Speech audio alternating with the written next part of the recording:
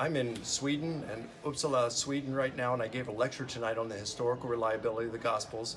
And I met a really interesting guy, a brother in Christ. His name is Thomas Samuel. Well, that's not his real name, but he's got a fascinating story, and I'd love for you all to hear it. So, Thomas, hand this to me and let me get you now. Hi everyone, my name is Thomas Samuel, and I came from the Prophet house.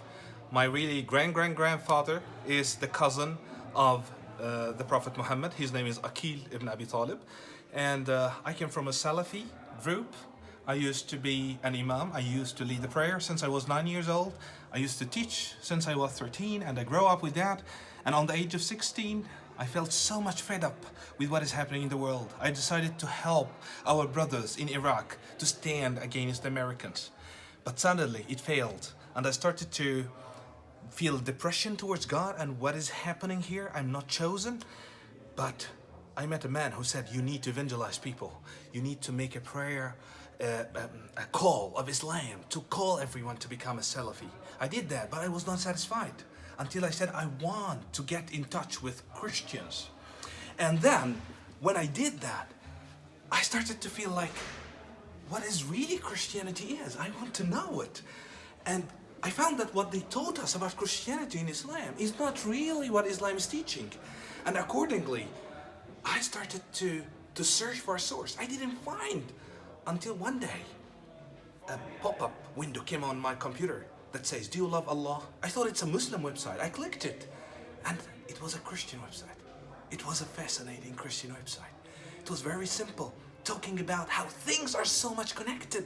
It answered the question that even Muslim imams used to have. How things are so much chronicle, how things are so much canon, how it's reliable, how eyewitnesses were there. And here I was shocked, like, maybe these all are wrong? I cried so hard, searching for God to give me an answer.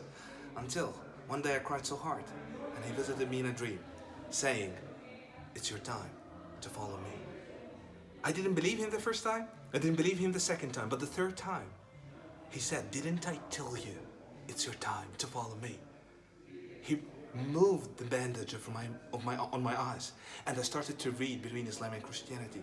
I found that there is more far away between what canon in Christianity can be and what we have in Islam.